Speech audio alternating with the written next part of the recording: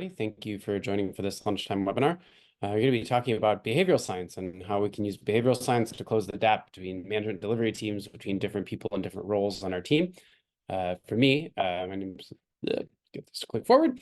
My name's Paul. I am a senior product manager at Integral. And for me, my background is in a mixture of technology, and organizational management through behavioral science. I have a master's in social work in macro practice, so a lot in common with like industrial and org psychology, and even a lot in common with what MBAs learn in terms of organizational structure and how people function in large groups together. And so as I've worked in product management, working with engineers, designers, business side counterparts, executive leadership, et cetera, to deliver software, I've found behavioral science incredibly helpful to deliver better software. And so I want to share some of the tools that I love most and that help me as I do the work that I do with the teams that I work with. Our mission today, my goals for the day are that you're able to use behavioral science tools to identify how and why disconnects happen with our colleagues at work. And also to explore how those tools can help you address those disconnects and instead get a lot more connection, a lot more traction, and better results. I also hope some of the things I'm sharing, you're able to laugh, feel seen and empathize, see hope in navigating some of these challenges at work. And perhaps most importantly, I hope you have at least, if not far more than one new skill ready to apply immediately tomorrow. Even we'll ask you to be brave enough to maybe share some of those in the chat as we go through. Mentioned there is a webinar chat. Feel free to drop questions, comments in there. You're welcome to heckle the speaker. Encourage that even. I don't get enough heckling when I give webinars. Share your thoughts about where this does or doesn't apply for you, your questions, etc. So drop all that in the webinar chat. There's also a Q&A feature. You're welcome to use that or the chat, whichever is more convenient for you. And let's jump in. First off, I'm going to start off with a couple of questions. So you want to pull out your handy dandy phone, you can point it at the screen, and you should be able with that QR code to go right to the Slido questions. Alternatively, if you can go to slido.com on your desktop and just enter this number there, 1986048. So we'd love for folks to go ahead and jump in. This should be open now and enter your role at work. One of the things we'll be talking about today is how our roles shape the ways that we interact and what behavioral science can tell us about how we can understand different people's roles. So it's pretty heavy on the software engineer side and a mix of other organizational leadership and some product managers as well. We have a couple more seconds to folks to answer. Good. Glad to see a diverse mix. I'll be excited to see what folks have to share about how these behavioral science applies within your role. We'll be talking a little bit about roles. Thank you. Next question. So thinking about the last time you saw waste, you saw a conflict that was unproductive, there's a misunderstanding, miscommunication. Which of these was true? Which thing was more true? Thinking about a last time that you saw there was a misunderstanding, miscommunication, and you got crappier results because of it.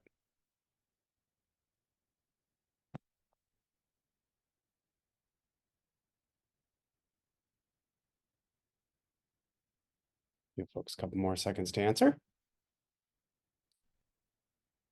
Noticing a trend, often this is pretty common, and some of what's cool with behavioral science is it helps us understand our behaviors and how we navigate difference. A huge part of what behavioral science is looking at is our internal and our external conflicts, the conflicts we have within ourselves as we're understanding who we are and our understanding of our own roles. And of course, then a lot of things arise where we end up misunderstanding or miscommunicating because of our different roles, our different ways of approaching things. We'll talk about tools for helping us navigate difference better. From behavioral science in this session. Last thing, so thinking about your role, and this question really is me giving the lead on what I hope you get out of this session. I'm curious for most folks, if you think about getting better results and being better at your job, what you do every day, how true is it for you that better navigating difference, dissonance, misunderstanding, and conflict with your coworkers would help you get better results, or does help you get better results when it happens?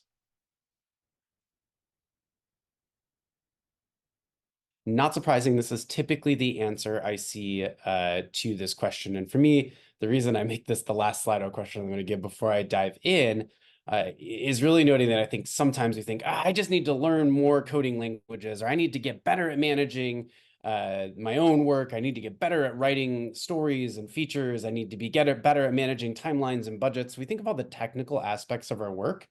The reality is that most often we find that it is not just the technical aspects of and the technical skills of our specific role, but our ability to navigate all of the other people that we're working with that determines whether we succeed or not, whether we get results.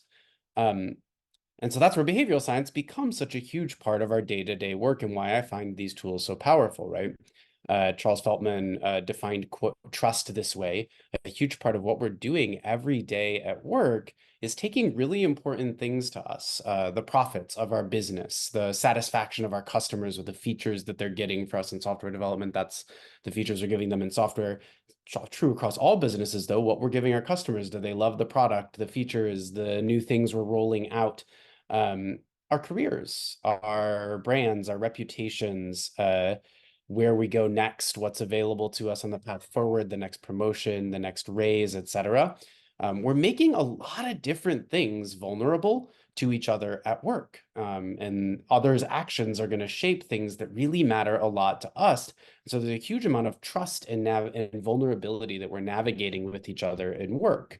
And the challenge is each of us has a different set, right? Different shape of who we are, which things matter most to us, where we're trying to go with our careers, what skill sets we have now, what skill sets we're trying to develop, what we really want out of work, how soon we do or don't want that next promotion, how hard we're looking to work to get to the next level versus looking to be in our sweet spot and coast on some of our strengths and keep leveraging those really well.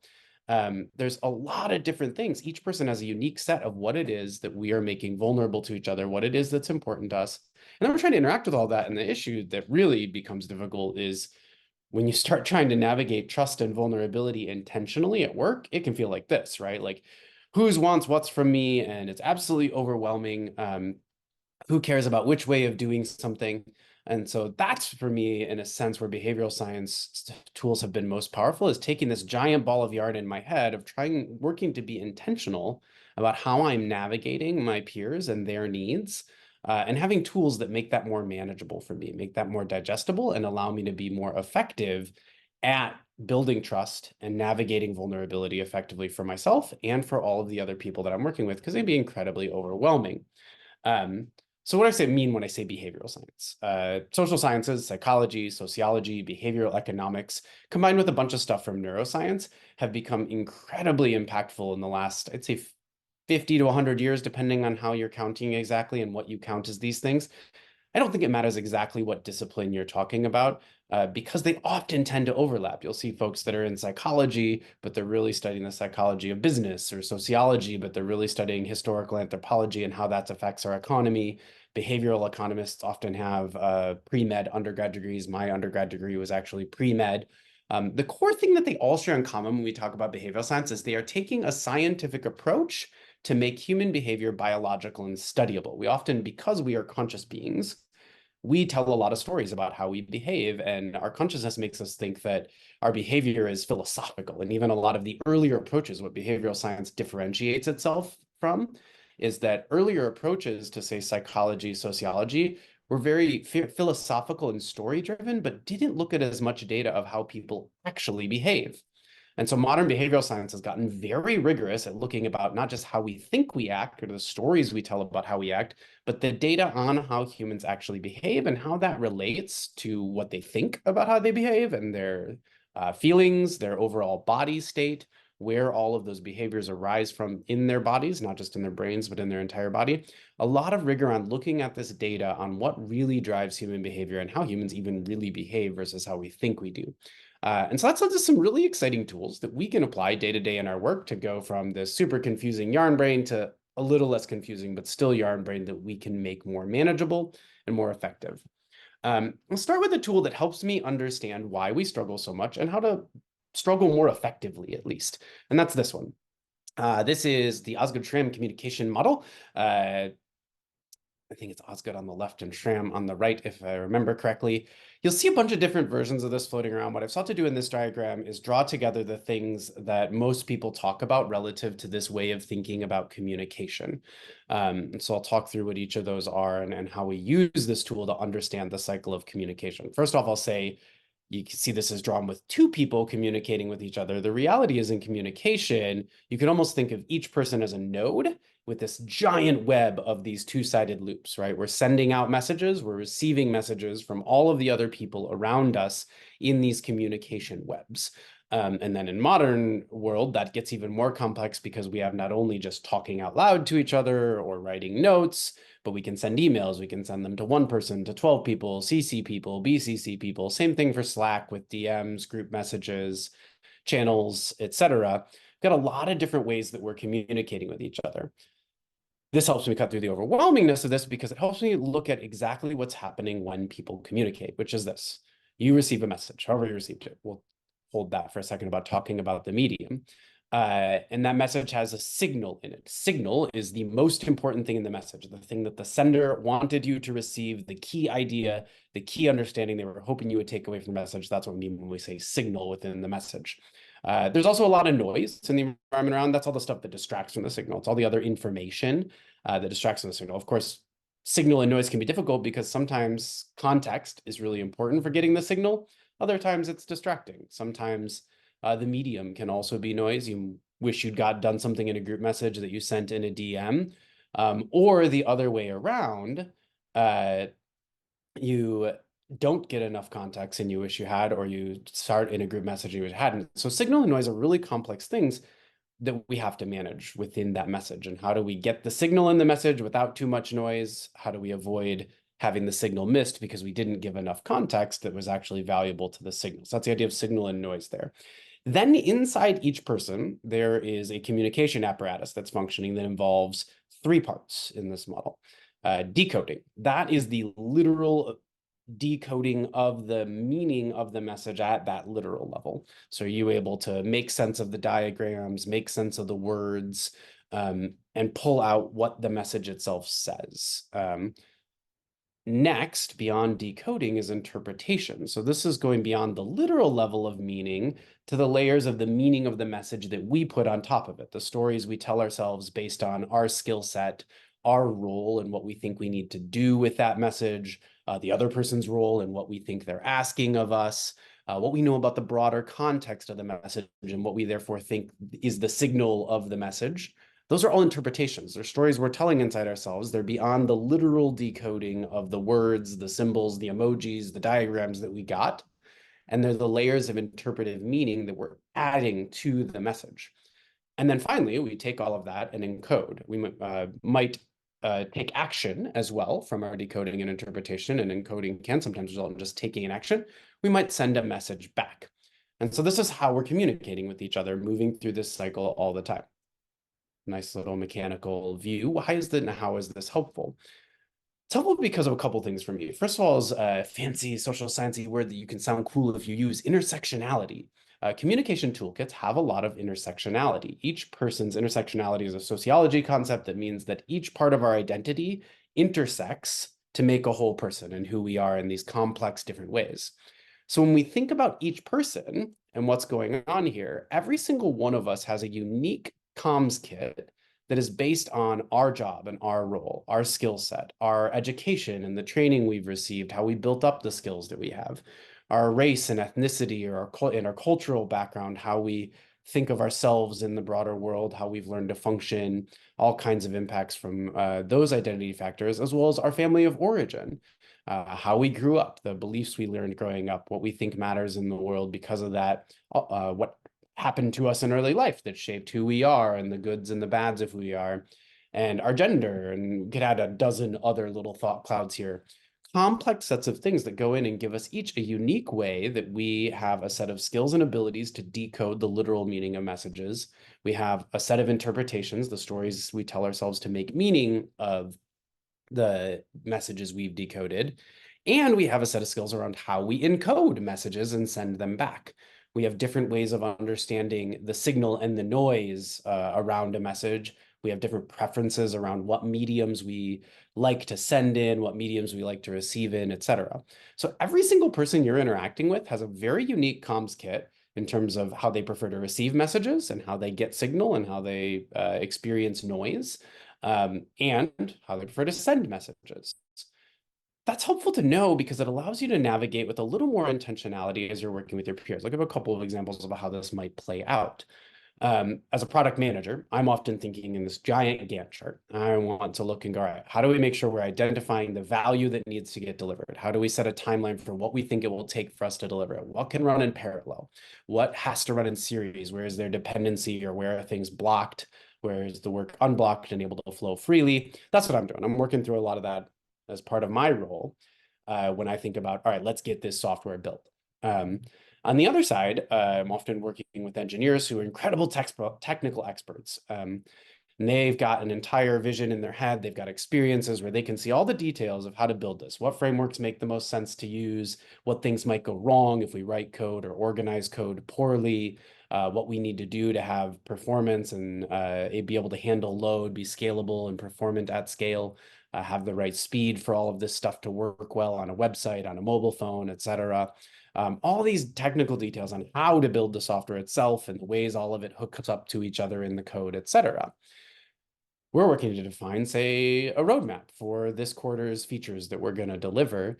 And I've seen this go really poorly, where it can end up feeling like a product manager is putting a lot of pressure on engineers to just deliver a lot faster, or demanding timelines, and needs us to just commit to when is that feature going to be able to be done. And so in that case, the product manager is seeking to encode messages, looking to fill in the Gantt chart in their head, and make sense of it, but they're encoding them in a way that's being decoded and interpreted by the engineer ineffectively. And the engineer is just hearing pressure and a demand for timelines. Similarly, the other direction, I've seen engineers that are spilling out technical details that they know are really important, but it just, I say spilling because from the product manager's perspective, it feels absolutely overwhelming. You're swimming in a sea of technical details that you don't understand because the technical details aren't your strength, and it feels perhaps excusey, or it feels confusing, and you don't know how to make sense of that relative to the value you're seeking to deliver to customers, what is and isn't parallelizable versus has to run on series, what's blocked and why, what it would take to unblock it. The messages are not coming through with clear signal. On the flip side, I've also seen and had awesome experiences where we help each other through this, and we actually leverage our difference to build really great plans and then deliver on them in really effective ways. I'm looking at how to organize all this. How many engineers can we bring on? How many work streams can we run in parallel? How do I keep things unblocked and stay ahead of the engineers doing that blocking and tackling so that the work can flow smoothly for them? How do I make sure that our backlog is well organized so they can just pick up the next story and run with it? And engineers are helping me do that by feeding me technical details on what is and isn't parallelizable, the best ways to go about building something, the most risky things in this architecture that we should probably build and test and validate first, versus the things that are just what we know how to do them. They just take time, and we can perhaps handle those with a different level of priority or rigor. And so when I'm working with engineers where we help each other understand the signal of the messages about the technical details and about our project plans, that often requires us helping each other with our decoding and interpreting, validating maybe in a couple of cycles of messages. Here's why I'm asking for timelines for this. Here's the goals we're trying to meet. Here's an actual visual of the Gantt chart that I'm working with. Can you help me make sure that these things can run in parallel? And then documenting that in our backlog, I'm making sure that in the way that an engineer is able to decode and interpret what I'm sharing, they can then provide me with the technical details I know to make sure that the backlog is organized correctly and does reflect the technical realities, does manage the technical priorities and risks in the most effective way, et cetera. And similarly, I need their help with decoding and interpreting the technical details to make sure that I got them correctly. And that cycle can be an incredibly virtuous cycle where we're teaching each other the details from our own expertise to then run our role well. We're helping differentiate the signal from the noise for each other. We're choosing mediums that work well for each other. Notice that one's not even necessarily role specific. Some people really prefer talking in person or on a call. Some people prefer video on or video off. Some people prefer working in a channel. There's also things about Medium that are just more effective about a channel versus a DM. So being intentional in those choices as well to create that virtuous cycle. Give you another example of how I've looked at this. Um, I've been in rooms where we've got the technical folks working to communicate with the business leader, who is the business leader is mostly thinking in terms of calendar dates, things they need to coordinate across a bunch of different stakeholders and with the marketing team, with what they've announced to customers and told them they're going to deliver, when they are going to announce it to customers if they hadn't yet. For something we're delivering, a new set of features, a big version upgrade, etc. They're also thinking about dollar signs. How much is this going to cost? If the code goes faster or slower, how does that impact our budget, our profits? How do I validate how much customers are willing to pay for this? All of that's what they're running through in their heads. Meanwhile, we're working to build the highly valuable software and thinking in a lot of technical details. And you can have a similar kind of thing happen where there can be a lot of confusion and a lot of misses. We share a bunch of technical details about an architectural choice we need to make about which framework we're going to use or which tool we're going to use to do something or why we're blocked and the technical things that are happening. The business leader might just hear overwhelming things they don't understand, or they might miss and think that the signal is that there's a giant technical problem, or they might even think that these people don't have the expertise. I've seen a lot of those kinds of things happen where they're decoding and interpreting the message effectively incorrectly from the technical side of the houses on what they're seeking, the signal they're seeking to send. Unfortunately, that still is how the business person ends up seeing it. Similarly, I've seen lots of situations where a business person is coming in, executives coming in, and they're looking for help with managing a timeline, managing a bunch of coordinated dependencies on that timeline, managing a budget constraint that they're under, or maybe having a lot of extra budget, but needing to know how to best spend it to deliver as much value as soon as possible. But that doesn't come through clearly to the technical team. They just hear pressure, they just hear demand for timelines, et cetera, and they miss each other. On the other side, I've seen really awesome interactions and be able to be part of interactions where we're able to come in and explain the technical details, but in a way that makes clear the decisions we're asking the business leader to make. So for example, we might be asking them about, hey, we've got 3 different frameworks we could use for this. There's different costs associated with each of them. There's pros and cons associated with each of them. There's different timelines, and we recommend this one. And here's why we think you should choose this of the 3 options. Now this business leader is able to see enough of the technical details to ask the right questions to help their own decoding and interpreting. We're able to help them make sure they understood the signal of the decision we're asking them to make. And then they're able to guide us towards which thing they think really serves the business the best based on their understanding of the complex set of timelines and budgets and what we need to get for customers, what the customers are willing to pay for, et cetera.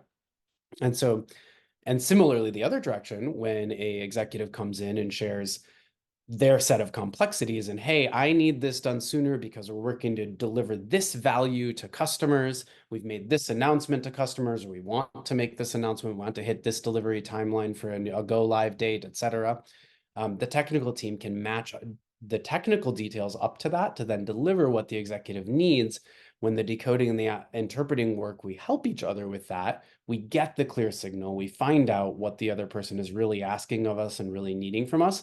And we can then put the technical delivery against that to the best ability we can, or at least let them know, hey, here's why we can't deliver that in a way that they understand. And here's the earliest we could deliver it or what it would take to deliver it. Or why it's not possible, et cetera. We're able to have those conversations where the signal comes through more clearly and help each other by encoding messages intentionally to each other's strengths and areas of expertise and the roles and needs, and also helping each other with the decoding and interpreting process so that we get the most important signal and meaning and are able to make the wisest choices out of it. Give you a chance to play with this a little bit. I'm curious if you think I asked ChatGPT for an image of a mysterious person working in IT, and they gave me the one on the left, which seemed very dark to me. So I then asked ChatGPT to give me an image that was more fun and playful of a mysterious IT worker. And they gave me the one on the right. So that's where we are with this version of the diagram. I'm curious if you think about the mysterious IT workers in your life. And think about moments where you've had communication go really well and or go really poorly. And then you look at thinking about signal, noise, medium, and how each person was decoding messages, interpreting them, and making additional meaning of them, and encoding messages, what was going well and what was going poorly. You can, I find it helpful sometimes to actually sketch this out and draw a couple notes. And then feel free to drop in the chat as you're reflecting. I'll give folks a minute or two to reflect on a situation. What do you think it was in terms of what made decoding, interpreting, or encoding go well in that situation or poorly? How did the signal come through clearly, or what led to noise and distraction happening or the signal getting missed?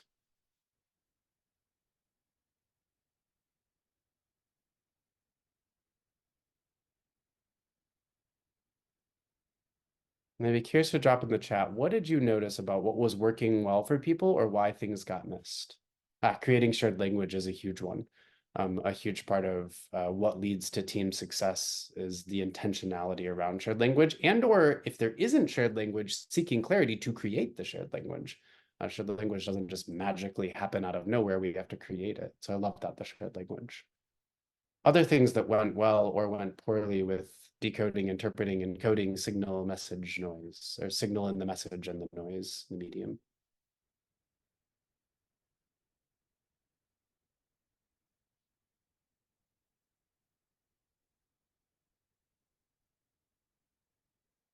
Lack of specific experience on a problem. Yeah, I think that we miss each other because that's actually what I would call, what I would think of as a combination of it's actually a decoding fault, right? You said da da da da da da, which technically means something to you, but the other person doesn't have the expertise or the experience. They decode that to mean something else.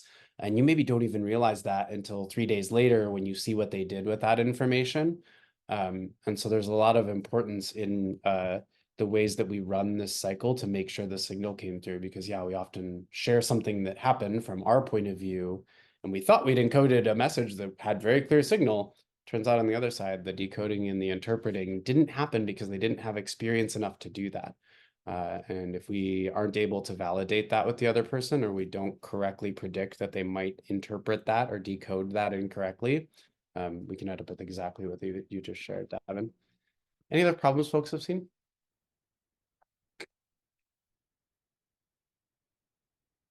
Yeah, you encode a message and ask for something to happen. Hey, can you take care of this? And the urgency you assume is clear. Actually seen that happen both directions too, where you get an ask, this especially happens if someone with power or with role power, hippo kind of thing, highest paid person's opinion, asks for something. They may actually be making a casual ask. That's like, yeah, when you have time over the next couple of weeks, I'd love to see this get added to the backlog. And the team runs a fire drill on it instead. So yeah, there's just some importance in the way we decode and interpret and then validate that we got the signal around the urgency and the timelines associated with an ask that often gets missed. All right. So that's the technical functioning of communication. I find helpful to then look at what's going on and why did we miss the signal, get distracted by the noise, get upset by what we shared with each other, et cetera. Let's talk a little bit more about then how that applies and what it looks like to unlock collaboration and the tools that behavioral science has for us here. Start with a little bit of storytelling from more ancient history. I've shared 3 books that are my favorites on this broader topic, because there are a lot of folks that have looked at, hey, how have humans lived for most of our evolution? How have our bodies evolved to exist based on the ways that we lived, the environments that we lived in, and what worked for us? Versus how we live today. And the reality is it has massively changed in terms of what it means to be human. For tens of thousands of years, humans are living in small groups. You're probably going to know less than 150 people your entire life, maybe less than 50 people your entire life. Hunting, gathering, early agriculture, playing in the woods, swimming in the lake, et cetera, et cetera, et cetera. We were built in these ways, our bodies evolved to to build trust with each other, to be vulnerable with each other, to collaborate, to work together on things. We're very sensitive to wanting to succeed, to wanting to celebrate other people's successes, to wanting to help each other. Beautiful collaborative little primates, right? And then the world has wildly changed in the last 100 years, even with modern technology, digital technology, city infrastructure, et cetera. And really the last couple thousand years, a couple thousand years ago, a small blip in the tens of thousands of years that humans have existed. And then even in the last 100 years, huge changes, right?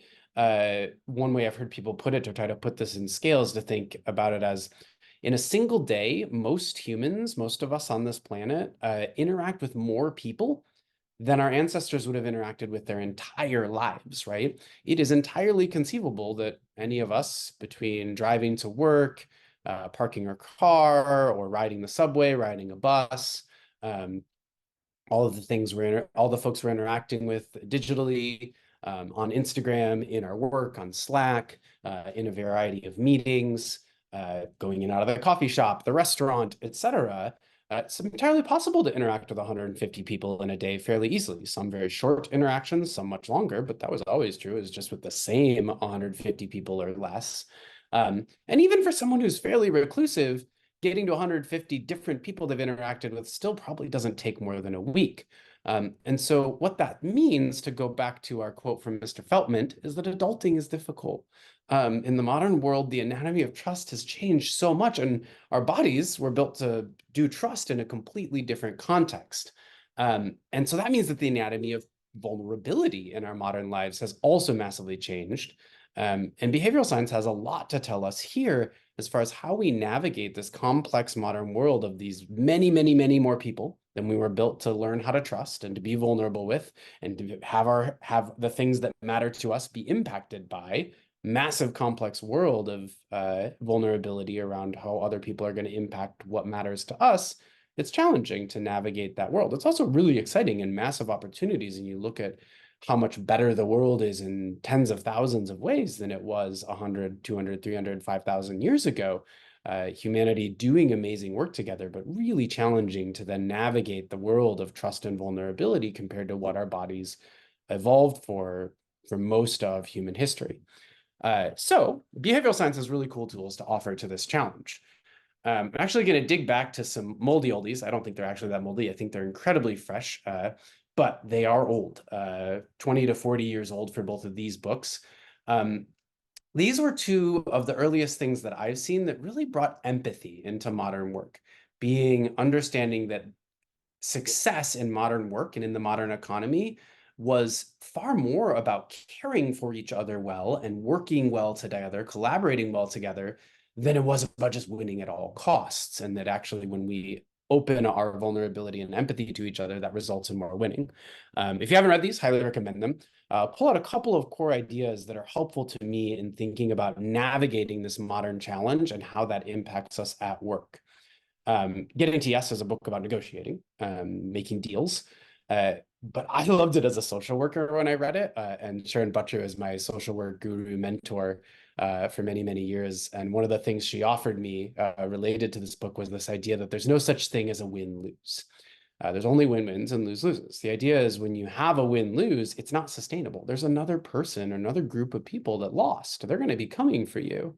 They're going to be looking to rectify their loss, to catch back up, to find their win. So wins are sustainable because, hey, we both got a win. We both walk away happy. We're going to keep looking for wins, no hard feelings, no resentment, nothing to catch up on. Loses suck, but they're also sustainable in the sense of like, hey, we both lost something and we're going to figure out how to fix that together so that we can find the win-win.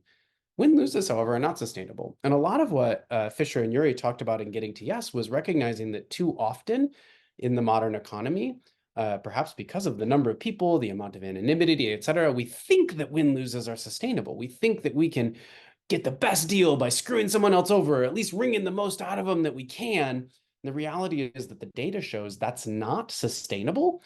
And it's not healthy. It doesn't work. That actually companies and people win more when they expose their needs, expose what's valuable and important to them as part of the deal-making process, and make sure that everyone at the table gets a win, gets the win they need, make the compromises you have to make, et cetera. So the book is all about that idea of recognizing that we actually do better, we get better results, more sustainable deals, more profitable deals when we expose what we really need to each other. Expose the values underlying that and what's important to us, and then hold everyone at the table accountable to finding a win for everyone else. Perhaps in some similar ideas, the book Co-opetition talks about the idea that we often think of just competition as against each other, similar, focused on a win-lose mentality. And if my competitors win, then I lose. If my competitors lose, then that's probably a win for me, because you have to win it all. It's an all or nothing kind of game. And what the research from the folks in competition pointed out is that actually the truth is most competitors have more in common than they have against each other. This is why you see like all of the appliance shops tend to congregate in a similar area in a city. This is why all these groups of big box retailers, when more people go shopping for those things, more appliances, more stuff in the big box retail gets sold. Similarly, when there's a bunch of theaters right next to each other and you create a cultural district, a bunch of museums, more people go out and do these things. And so these competitors, the competing museums, the competing theaters, the competing retail stores, actually are cooperating to make the biggest pie possible, to help people get the most value they can out of something. And so as you make a bigger and bigger pie with your competitors, that means there's actually more to divide amongst yourself. And so their core idea in the book is recognizing actually most of the time, even with our competitor, our direct competitors, we can be cooperating to make the biggest pie possible. And then the only time we're truly competing is to divide that pie. And we can let that be a playful, fun competition, because we're going to go back to cooperating and continuing to make a big pie afterwards. This idea that, yes, we're competing, but we compete better when we make sure everybody wins with a bigger pie. And then I'll add to that a third book that gets into modern trust and modern vulnerability. Brene Brown, by far the leading expert on trust vulnerability. She has some amazing TED Talks if you haven't listened to them. And I think this book is one of her best, Dare to Lead. And she brings through some research that shows some things that in some ways are obvious and sound obvious once you see them or read them, but also aren't what it looks like in practice and aren't what we often believe about what work is like, all based on this idea of researching how vulnerability works at work and in leadership. And then her core thesis is that vulnerability becomes a superpower when we are skillful with our vulnerability at work. Her research has found things like the most successful leaders actually ask for help more often. People are less likely to trust a leader that doesn't ask for help. They're going to come in with their emergencies far too late because they didn't ask for help soon enough. They're going to overpromise and underdeliver. Leaders that don't ask for help are going to end up with burned out, frustrated teams, themselves burned out and frustrated because they've extended beyond what they're really capable of delivering. On the other side, she talks about how leaders that ask for help end up growing their skills, building collaborative teams where folks are bringing their best to the table, learning from each other, ultimately able to raise flags. Excuse me, ultimately able to raise flags earlier about where things might go awry and call in help from outside. And so those leaders actually succeed more and build more trust when they ask for help sooner, earlier, and more often, is what her research found. She also found that healthy teams actually have more conflict. She calls it rumbling, the idea that we can dig deep into a conflict productively, that the healthiest, most successful teams that get better results are able to get their conflicts out in the open more quickly, get very real about them more quickly, and work to make sure they make meaning out of them and find the wins for each other, learn from each other's different point of views. They actively, proactively engage conflict with each other. And then one other idea I'll share from Dare to Lead that I think is a huge finding about vulnerability is that successful outcomes, getting successful results, actually is about starting from the beginning with painting done. In some ways that sounds really obvious. She talks about painting done as like paint the picture of what it's going to look like in the end. In my experience, this painting done can often be difficult because it requires painting for someone else. You're delegating a task for them or asking them to join the team and help make something happen. And you have to tell them the result, what you really care about, what matters to you, which is probably a risky thing, probably a thing you're not 100% confident you can fully deliver, especially if you're taking on really challenging work. So you have to paint done and become really vulnerable about what it is that you're seeking to accomplish, why it matters, what you know, what you don't know, and what done is ultimately going to look like. You have to just give that to the other person, the picture of your core result and outcome. It often feels a lot easier on the surface to just tell someone what to do or only hand them a small part of the puzzle, and then you'll paint done when you're done once they give you all the pieces.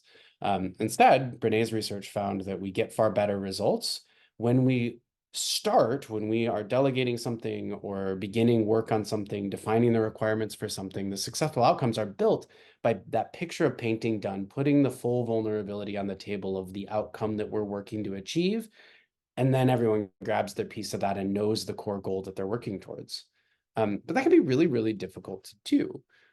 So all these sound really awesome on paper. The reality is they're really challenging day to day. In fact, if we go back to these communication struggles and to some of the things that are shared, what I've actually found is that our failures to communicate aren't just about a technical failure to encode poorly, or a technical failure to decode correctly, or a immaturity around interpreting something, or not having the experience or skill set to interpret the urgency of something or to clarify the urgency of something. Sure, that you can identify where the technical mistake happened using this model.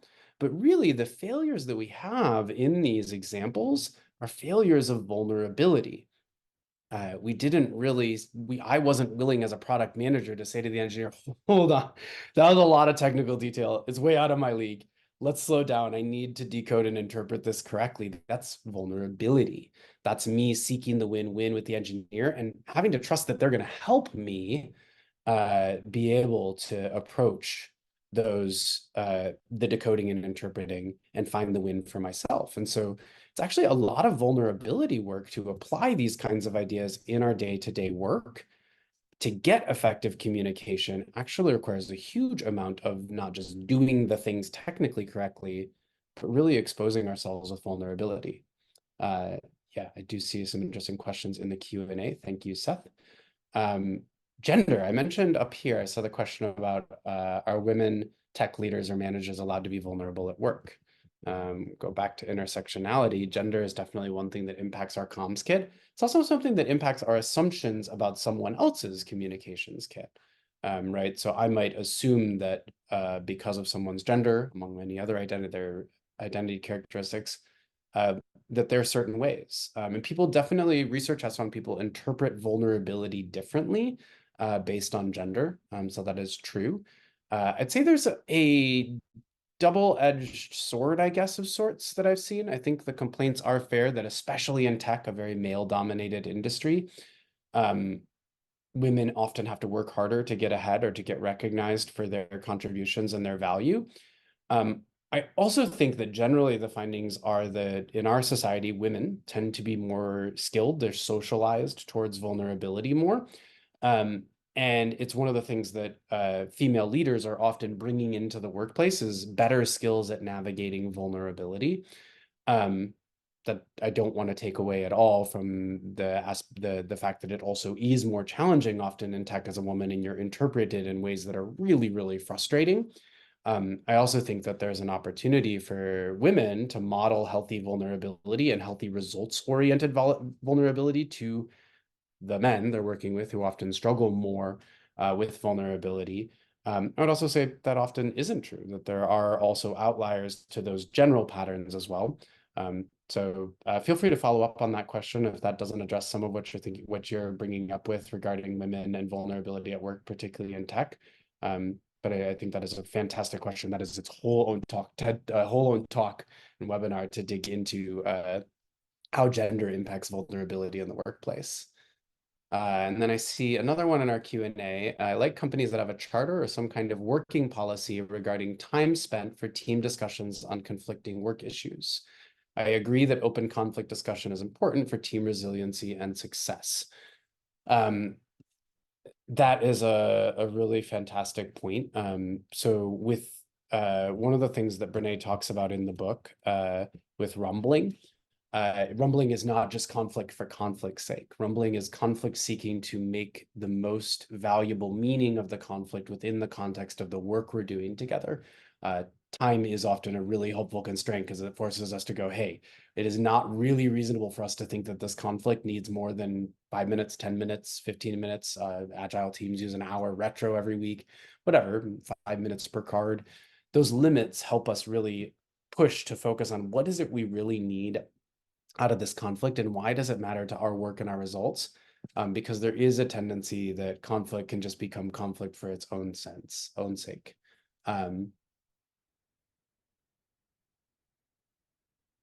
I really appreciate the comment from, thank you for the clarification there.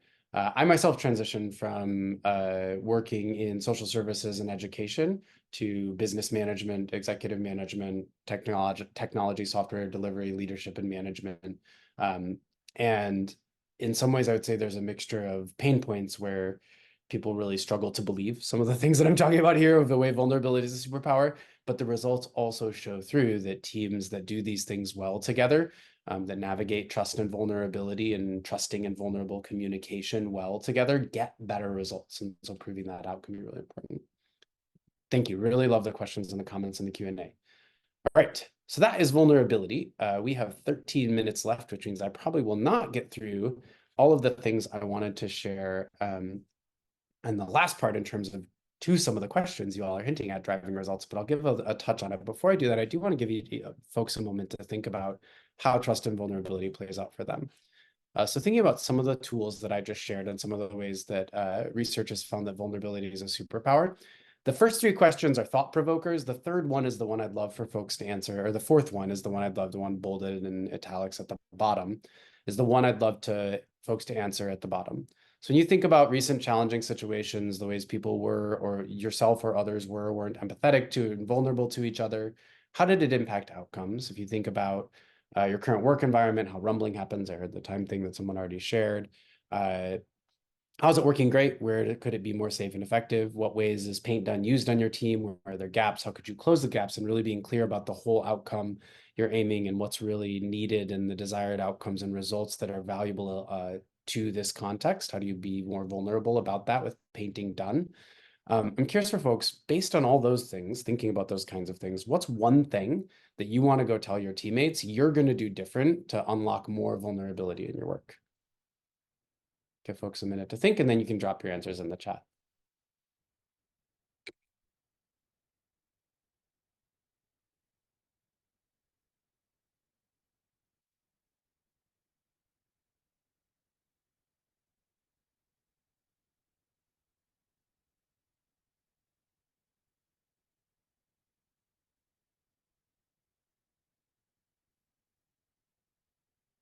While folks are thinking if it's helpful, I will flip back through. You can think about some of the things around vulnerable communication and getting beyond just the technical aspects of communication to the real needs and what underlies the signal in terms of what the other person really needs from you. Can think about the way that things like asking for help and productive conflict rumbling and painting done make vulnerability a superpower.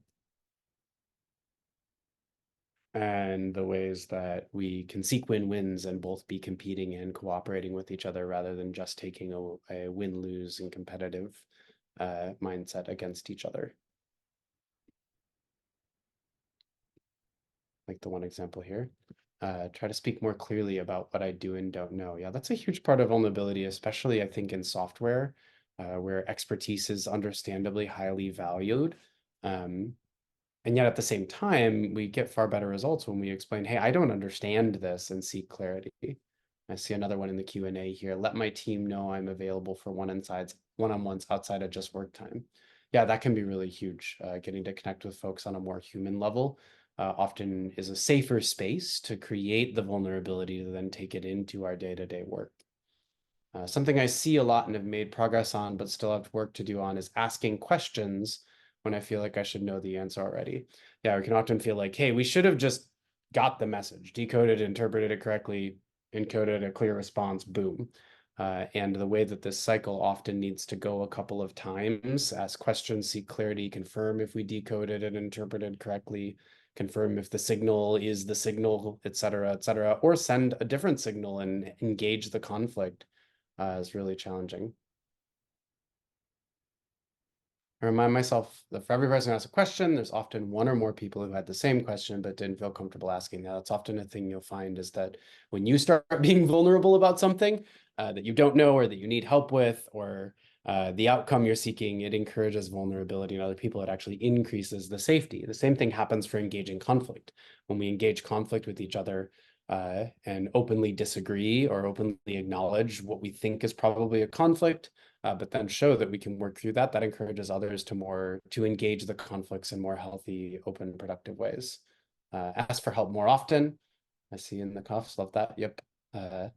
Also, just be more honest and admit, I don't know this aspect. Ask, what are you willing to share your knowledge with me? Yeah, I love that. All right, we have 9 minutes left. I do want to talk a little bit about rubber meets the road kind of stuff about driving results. So there's a lot of warm fuzzies around all of the things about vulnerability that I just shared and how communication can work better. Also, perhaps a lot of cold spikies. What's the opposite of warm fuzzies? I think it's probably cold spikies. There's a lot of cold spikies as well, and hopefully we get the warm fuzzies out of it. At the end of the day, we're usually paid to get results and usually do better in our work when we get awesome outcomes and results, valuable for the business, valuable for our customers, and not so much when we don't. So the warm fuzzies won't be enough if they don't get results. So I want to share a little bit about what behavioral science says about how to get results. Because the reality is all of what I just shared is important, but it still can result in the overwhelming brain fuzzy brain drain of how much work do we put into truly all of these communication cycles, all of understanding what each other really needs. It can be absolutely exhausting. And my favorite resource when I think about that kind of topic is Daniel Kahneman. If you haven't read Thinking Fast and Slow, I don't know that I would actually recommend reading the whole book. You could definitely get into it. It's a huge encyclopedia about all of the research he's found under this core idea. It's worth reading to make sure you at least get the core idea and some examples of system one and system two.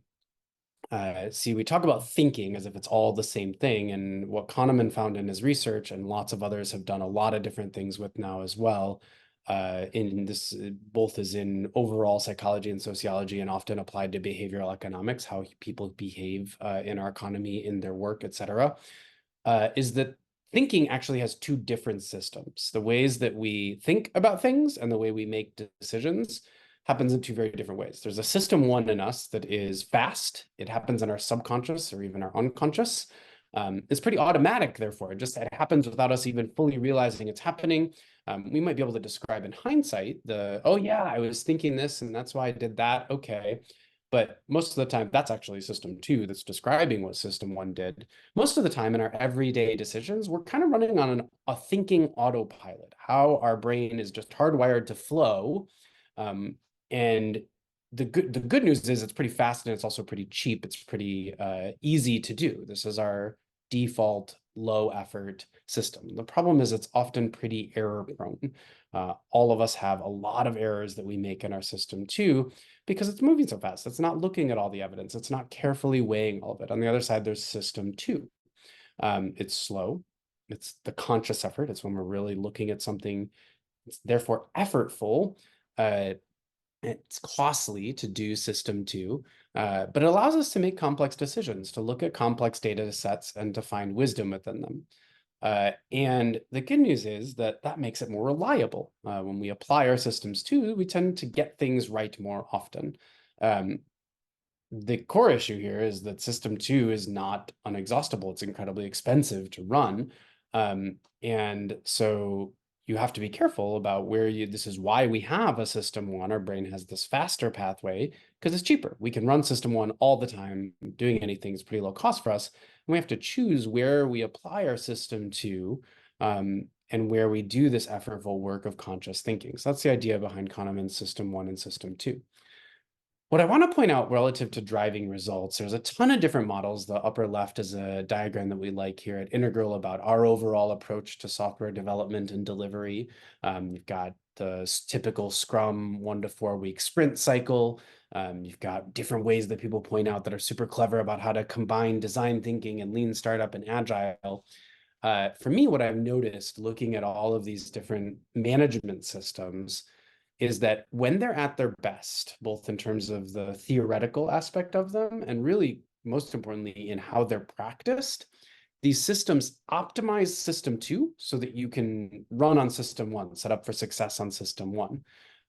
You pick the moments at which you're going to do the heavy lifting of conscious thinking, in things like writing your requirements in your backlog, making the value statements in your backlog, prioritizing the work at the feature level and then the story level, drawing your architectural diagrams, whatever, these heavy thinking work.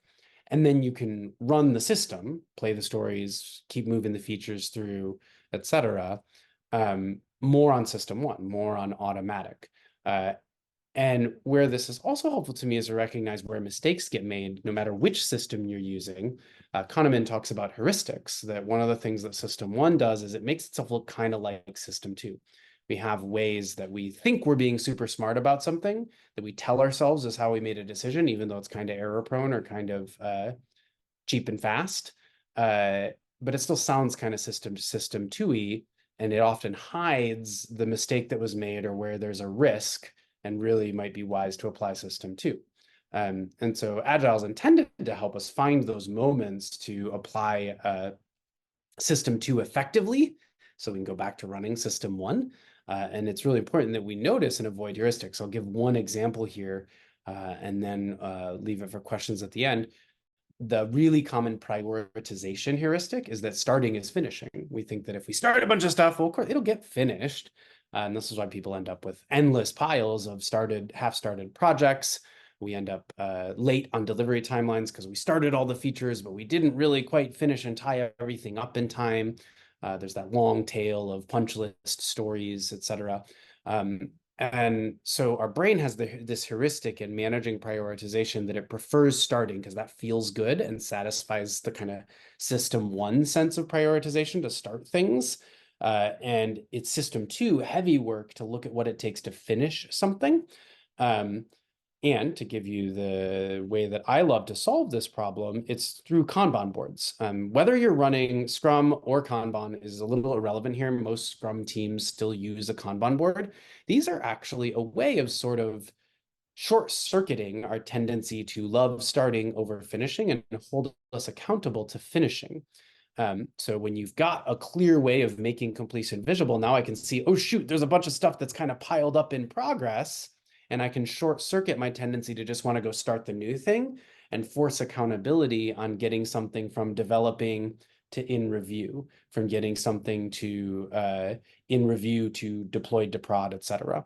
It's one of the big reasons you can go look at the sample board to dig deeper into it, that I also am very adamant about recommending that we actively use Kanban boards, not just at the story level for the team. That keeps us flowing each piece of code, each commit, each story through to completion, and ultimately then ideally each feature through to completion, but also using these boards for our features and for our epics, whatever level of organization you're using, sub epics, et cetera, so that at the business level or at the management level, the executive level, however you've organized and structured that, we're also looking at the things, the big picture stuff we're delivering and holding ourselves accountable to how we're moving things through and truly getting to completed. It short circuits this heuristic by giving us the ideal place to come do a small amount of system two work. Hey, what is completed? How do I prioritize getting things fully across the finish line? A Kanban board makes that a lot less costly, lowering the amount of system two work we have to do to then go back to just playing the stories, working the features through, et cetera. So that's one example of where we can shortcut the amount of system two work we have to do to then just go back to running the work. All right, that is what oh, I see. This makes sense to me. Does it extend the timeline for delivery? This makes sense to me. I'm assuming that question is about using the Kanban boards, and my experience is no, it often actually decreases the timeline for delivery because we have accountability every day when we look at our Kanban board on where things are at and what it's going to take to get them across the finish line. What I've found is that often when delivery timelines run late, it's because folks didn't use a tool like this and they kept starting things. They kept doing the easiest work first. They kept doing the less risky work first. A bunch of stuff got log jammed in the middle, or some of the hardest features got avoided until the end. And so the Kanban board wasn't used to prioritize completing the hardest things first and getting them all the way across the finish line. And then at the end, you've got this giant tail of the hardest messes left. And a Kanban board can instead help you prioritize doing the hardest things first, doing the riskiest things first, and getting them truly done. And then the end flows easier and faster.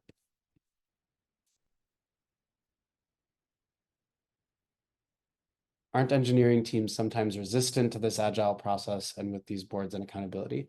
Um, what I've found in terms of resistance is a couple of things. One is, yeah, sometimes to be honest with you, there's just a resistance because this drives higher accountability. Now the work is highly visible, and that is true. That does happen. I would say that that part maybe is inevitable and is just part of management accountability of saying, hey, we're going to implement accountability. This is important for us to be accountable, and it's required for us to win and deliver awesome work and be competitive in the marketplace, whatever. I have also found a lot of that resistance is because of poor implementation and poor management of accountability. And that's why the Epic and the feature boards matter too, where the Kanban boards are used to manage the engineering teams, but there isn't effective management of accountability and system to engagement on a Kanban board for the epics and features, or there isn't clarity on what the Kanban board is representing and how to use it well.